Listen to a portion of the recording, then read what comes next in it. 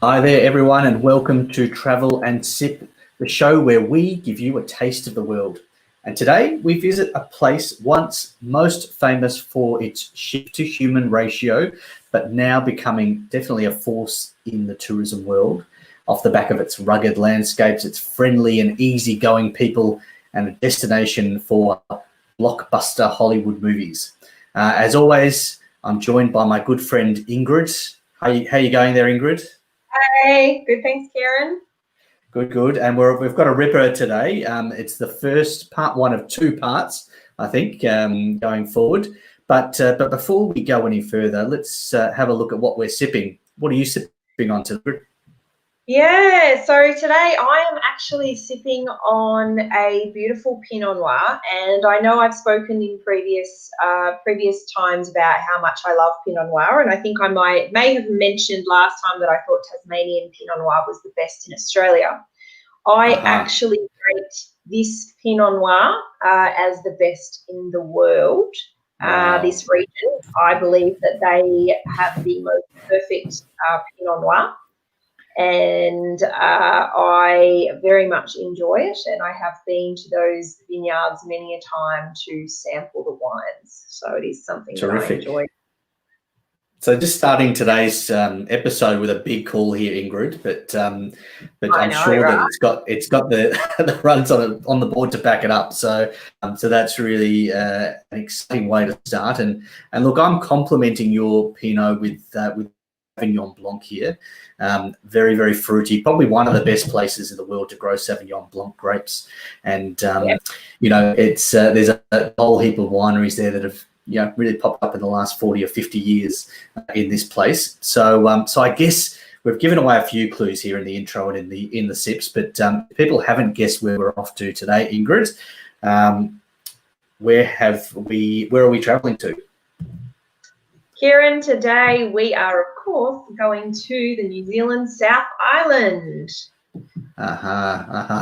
Absolutely. So something again in our neck of the woods, but I think for a lot of people, and certainly for me, it's maybe the first overseas destination many people from Australia would go to. When was your first one? I know you've been a few times, but when was the first trip, Ingrid? My first trip there was about 13 years ago now. So it definitely wasn't my first overseas destination. I actually went a lot of places around the world before I got to New Zealand, but I did a road Okay. trip around the island of New Zealand about 13 years ago, and that was my first Wow. time I ever went to New Zealand. So, yeah, it was brilliant, and I've been many times since. I love it. Beautiful. And why did you go to New Zealand? Why do you think in general people go to New Zealand? Well, I think the South Island in particular is most well known for its beautiful mountain landscapes. I think people, when they picture the South Island, or they're asking, where do they go, the South or the North Island, and if they've only got a limited amount of time, people will often say to me, I've got 2 weeks, I'm going to travel all around New Zealand. And it's like, you don't realise how big it actually is. So my most recent trip to New Zealand was actually to Queenstown. So this map here, and that's a place that's very close to my heart, and probably one that I've visited most often. And last year I actually did a dedicated trip just to spend about 5 days just in the Queenstown area, Queenstown and Wanaka, just to relax there. I'm actually not Beautiful. a big skier, so obviously lots of people go for that. You can see here the mountain range, so it's absolutely beautiful. The flight going into Queenstown is spectacular. In my opinion as well, one of the best landing spots that you can come in the world when you come in over Lake Wakatipu as well. It's absolutely beautiful. It was quite a cold and dreary day when I was there because it was in winter. We actually went for the Winter Festival in Queenstown, so we were there for the opening night of the Winter Festival, and it was quite cold and overcast. But you get a nip on a summer day, and those beautiful blue skies and the sun shining off that lake is absolutely beautiful. So tell us a little bit about this festival. All right, you got a photo there of that one as well. Was that right? Yeah, I do. Yeah. So this is Yeah, so this is the opening night. So everybody in the town gathers together and they all light torches and they walk through the streets. So they start in the main square on the edge of town and they walk through town all the way through to the main stage. And there is basically a showing of the Maori people come in over the lake. And they actually depict the original, I think, the story of it's like a passing of the, I guess, the keys to the town sort of thing. I don't know the full story, so I'm not going to explain everything, but it's essentially they come across the lake on a canoe and then they basically perform Indigenous dance and their performance, and then they pass basically the baton on to the local councillors and mayor of Queenstown, who then take it onto the stage and welcome everybody as part of the welcoming ceremony for the Winter Festival. And it's a whole heap of dance and music and arts.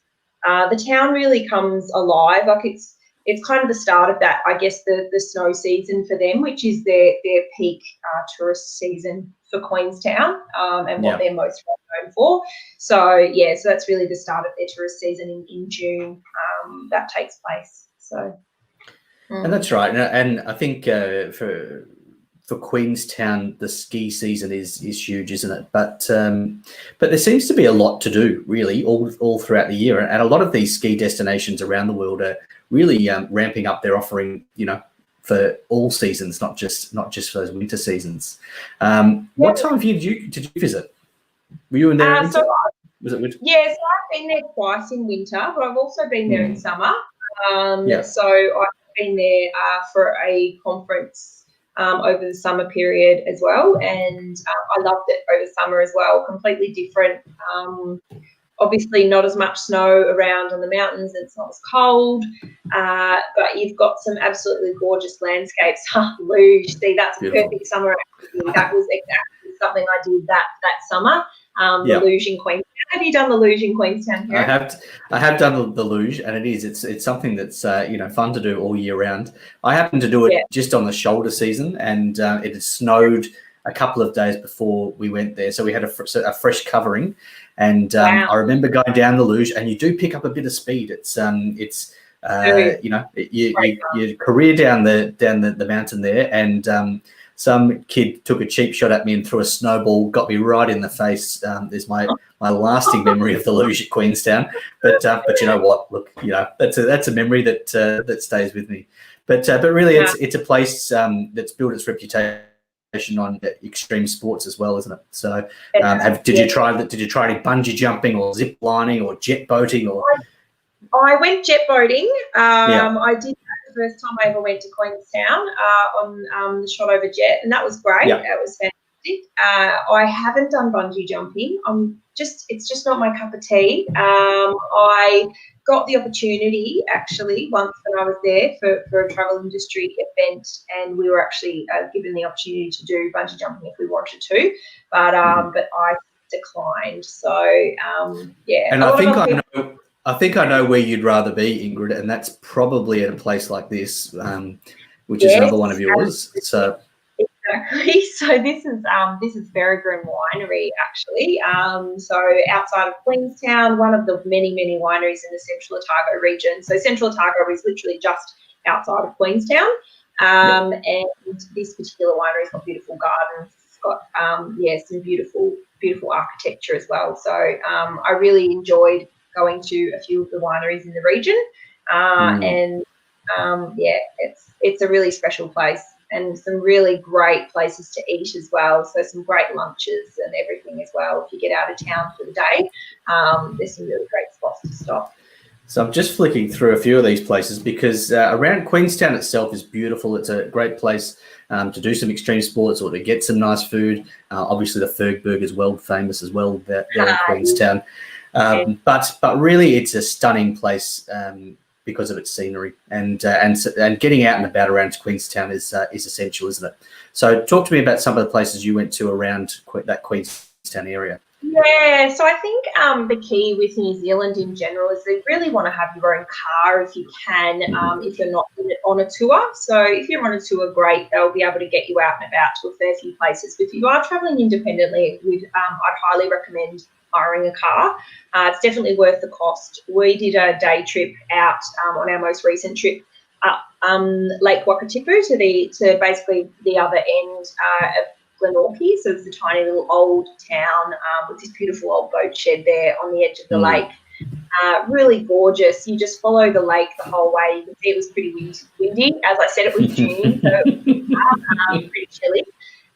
And just gorgeous, the jetty over the lake and some really beautiful views as you're driving along that lake as well. Stunning. The mountains around. Yeah, it's absolutely stunning. So definitely recommend, that's a really nice little day trip to get out of Queenstown as well and see some of the scenery. We've got some hot food there, obviously, in winter time, but where we might move on to is Wanaka, I think. Oh, sorry, this was on the way to Glenorchy. You see some beautiful places. It's on the way to Wanaka. So this is just on the way there. It's just the river on the way. And then I think the next stop will take you into Wanaka, this is the kind of famous, the Wanaka tree. I don't know if you've ever seen it before, Kieran. I've not, no. Tell me about it.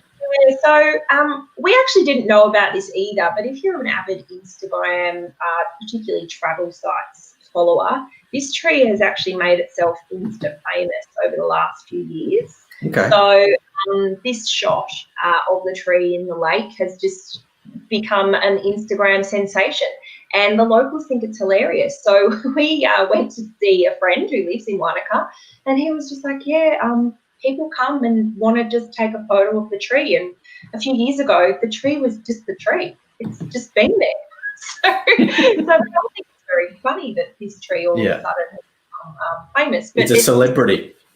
Puts their town on the map, and it's a beautiful location. It's quieter than Queenstown, but still in that mountain range, and great for skiing and snowboarding as well. So a great base too. If people don't want to stay in Queenstown, it's another alternative in the area. So yeah, it's quite perfect. Popular.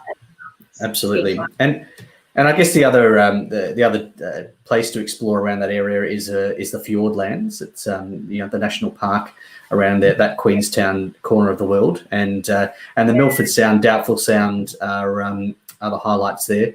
Don't have any personal photos. I actually I was trying to look for all my photos from New Zealand, but one of the hazards of traveling is remembering where you put your photos, and so we've grabbed this one off the net. But Milford Sound. To Milford Sound, Kieran?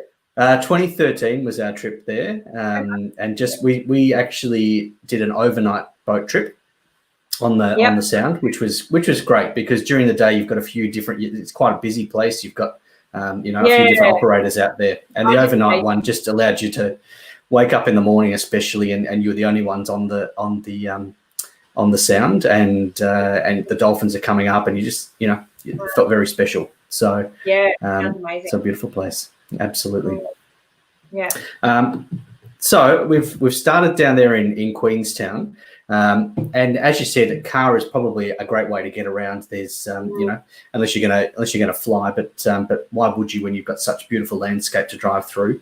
The next part I want to talk about is one of my favourite memories from that trip, and that was driving up from Christchurch to Blenheim and Picton, up that northern area, and just travelling probably the only bit of straight road that we experienced the whole trip. So you're driving right along that Pacific coast and stopping at a place called Kaikoura.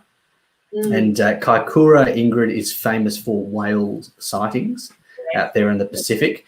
But the one recommendation I have for everyone is that you've got to stop at one of these crayfish huts along the way. This is Nin's Bin, which is where we stopped. And you get fresh crayfish out of the ocean, just simply done. You just get it natural with a bit of lemon and some fries, and away you go. And it's such, if you get a nice day, which is what we had, it was actually looked a bit like this. There's just nothing better. So I would tell anyone who's staying up there to to stop in there. I think obviously the Christchurch earthquake a few years back, and some landslides and these sort of things that have happened, and I think recently it's reopened, and you can get in there and get your fill of crayfish as well. I didn't do that, so I definitely have to do that on my next trip. Well, this is one for you. So as we head up there, we obviously head up to Marlborough, which is where my Sauv Blanc is from today, and Marlborough is a place now famous for its wines, and Sauv Blanc in particular. Now, is this a place that you've been, Ingrid? Have you travelled around the wineries of the north, or are you just around Central Otago? What's been your experience? No, I actually didn't travel in the wine region of the north, mostly because, as you know, Kieran, I'm not huge on my white wines, although I did do a little bit. I must admit, I did go to a couple of places because I did a tour out of Nelson, so a bit further. Yeah, so not quite in the Blenheim region, but just a little bit further out, where there's still some good vineyards, but it's not quite in that central Blenheim region. But yeah, so I did do a few vineyards in that region. Okay. Well, it's a beautiful place, and we spent a couple of days there just in a B&B, and the way you get around is very much by bike in this area. So wine tours by bike, it's a great way to do it. And traveling those, you actually travel on some pretty fast roads, so you get a lot of cars going past. So you need to be good on a bike, I think, for this. But it's you can see most of the bikes that you can hire there. They've got baskets. You can load up your wine as you go along and do the tastings, and away you go. So so definitely a great memory. I think it's just cycling around in the beautiful sunshine. One of the sunniest places in New Zealand is Marlborough. So so definitely recommend that. There you go.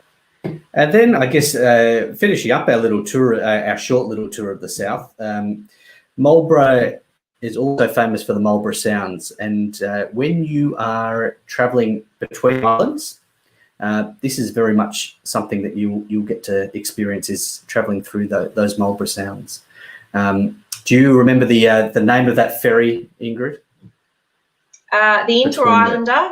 The Inter-Islander, indeed. What? I have never actually been on it, Kieran. I've never travelled between the islands by ferry, so I will have to do that one day. Well, I tell you what, it's just sensational, because you can see by this little map here of the Sounds, it's quite an intricate little mix of inlets and waterways, and you get through there on the boat, and it's really picturesque. It's reminded me a lot of like Halong Bay and these sort of places, just in terms of the feel. Not quite as warm, I have to say, but but stunning in any case. Gorgeous. So Ingrid, a couple of questions for you. What's there's heaps to do there in the South Island. We've really only just touched the surface there on our experiences, but what's next for you in New Zealand? Do you know what? There's something that I have done before, twice actually, that I would highly recommend, and we haven't talked about, and that's the Transalpine Railway from Weymouth to Christchurch. So you can do it as a day trip, or you can do one way, or you could overnight and go back a couple of days later. I don't think it used to run daily. I'm not sure if it still does now, but yeah. You can do it in one day if you want to, so you can go all the way there and back. But it's fantastic. I loved it. The first time I went, we actually dropped our car off at the other side of the South Island and then got it back to Christchurch, so just did that way. And then the next time I did a return trip as a day trip. And I just think it's a brilliant way to be able to see them straight through the middle of the South Island as well. So if you do enjoy a train trip, which as people who have watched any of our episodes before will know we are partial to a train journey, I would definitely recommend Transalpine. Absolutely. And the other one there on the South Island is the Coastal Pacific as well, which runs actually the drive, as I was talking about, from Christchurch up to Blenheim. The train tracks is pretty much that whole Pacific coast is coast, road, train track. It's pretty much like that the whole way. So either way that you travel that sort of route, you'll get a fantastic experience, a beautiful scenery. For me, it's probably the glaciers. I love to do get up on the glaciers and see what's happening up there. that I think would be stunning and something that I've seen a lot of people do, but I just haven't had a chance. You can't do everything all at once, but you always need to have things to go back for, don't you? Absolutely. I'm the same, Kieran. I've actually never walked on a glacier, and it's something that I would love to do. So yeah, and there's two that are most famous in New Zealand, being Fox and Franz Josef. So they're the two most famous ones. So yeah, maybe next time. Perfect. Now, just to before we finish up, Ingrid, I brought back Did You Know? So everyone's favourite segment, Did You Know? So I'm going to test you out and see how many of these you knew. So did you know, Ingrid, that New Zealand itself has more pipe bands than Scotland? There's a fact for you. And you'll see, I mean, it's actually, there's quite a lot of Scottish influence, I think, particularly in the South Island. You've got Dunedin, which is the old name for Edinburgh. You've got Invercargill. I've got a lot of place names that are, inspired by Scotland, and obviously a lot of Scottish ancestry. So that sort of brings out the pipe band vibe there, particularly in the South Island. So that's number one. Does that surprise you? Yeah, completely. I had no clue. Excellent. The other one, the next one, did you know, Ingrid, that Milford Sound is actually not a sound. It is a fjord. So now the question then begs is what's the difference between a sound and a fjord? I know you've got a little bit of Scandinavian ancestry, Ingrid. So how is your fjord knowledge? Oh, not great. My Scandinavian heritage is Danish, not Norwegian. The Norwegian is the one fjord. I believe it's something to do with glacial water melting. Well, that's kind of right. So a fjord is cut out by the glacier, sort of as it goes through, whereas a sound actually comes from the sea cutting out those inlets. So it just depends which way it's coming from, but both are sort of sea-filled waterways. And our final one, Ingrid, is that did you know that New Zealand is so skinny that you are never more than 128 kilometres away from the beach? So there you are. So perfect for any sort of beach holiday. You can just do an easy day trip. Just maybe take your wetsuit. That's probably it. But anyway, each to their own. It is nice sometimes. It's not the warmest place in the world to beach. We're not the South Island anyway. This is true. But look, thanks so much for joining me for this little trip around New Zealand, Ingrid. No worries, Kieran. Cheers. And cheers to you. Well, and travel often. And until next time, we'll see you again.